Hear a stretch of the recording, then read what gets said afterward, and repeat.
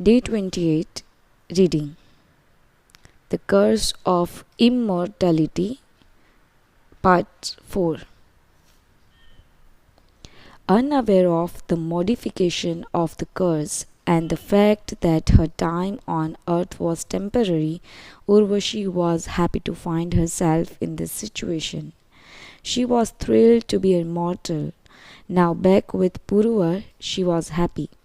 Deeply in love, they got married and quickly became inseparable. When Indra learnt of Urvashi's blissful relationship with Puruvar, he became unhappy and jealous.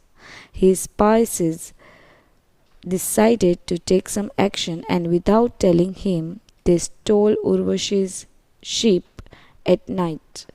When Urvashi couldn't find her sheep the next morning, she decided to search for it herself. During her quest, she entered a jungle that belonged to Kartikeya, the son of Shiva. She did not know that the jungle carried a special rule. No woman was allowed to enter.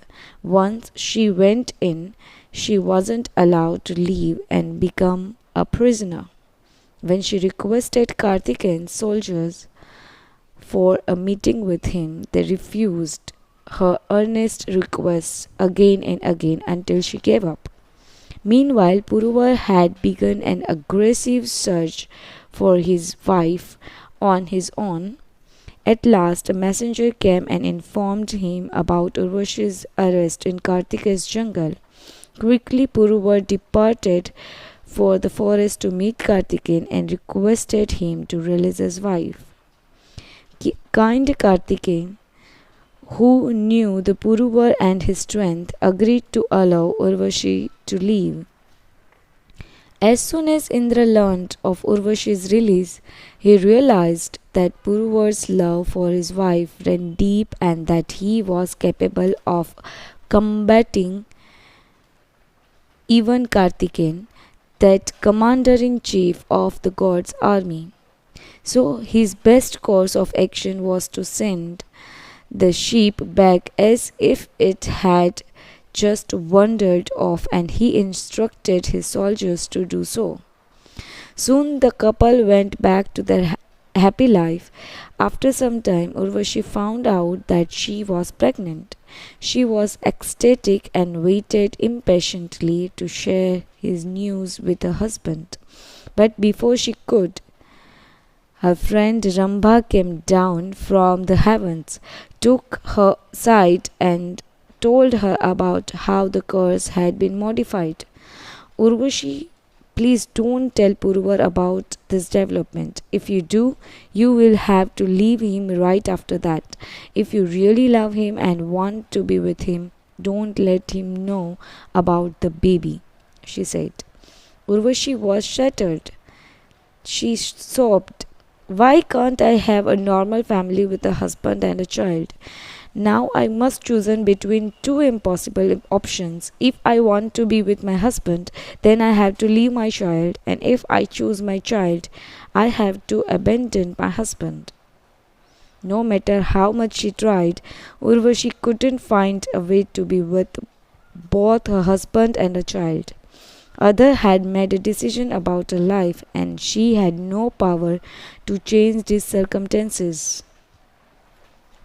After days of worry and thought, she formulated a plan. She knew that sage Chaitanya and his wife Sukanya were a good and pious couple who lived in the forest nearby.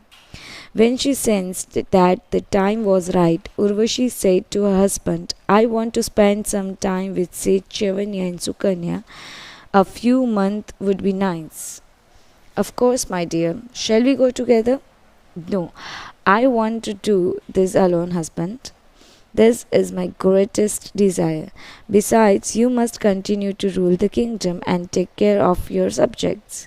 Puruvar was not a headstrong husband, so he agreed to his wife's wishes. He only wanted to see her happy. Urvashi went to sage Chaitanya and Sukanya and explained her strange situation to them. They were kind and looked after her until she had her baby boy, whom she named Ayur. With sadness in her eyes, she gave the baby to the couple and said, "From this day on, this child is yours. Please take care of him as your own and ensure that he is raised to be a good man. He is born a prince. So I will be grateful if you could also teach him archery.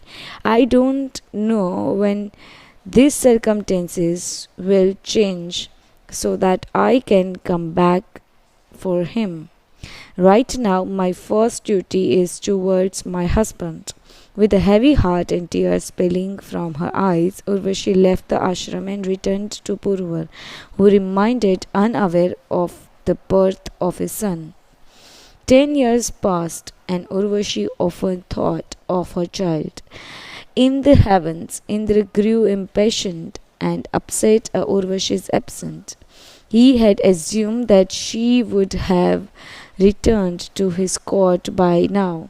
He thought to himself, "I can see how Urvashi is sacrificing a big part of her life to be with Purva. There will be no end to this. I must trick them so that she will come back here quickly." He called two of his spies and instructed one of them. "Urvashi wears a special necklace.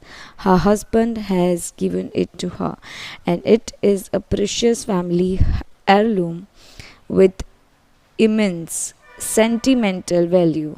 The next time she is out with her husband and in the vicinity of Chevenier's ashram, you transform into a vulture and grab the necklace from her. Then you fly as high as you possibly can. I will take care of the rest."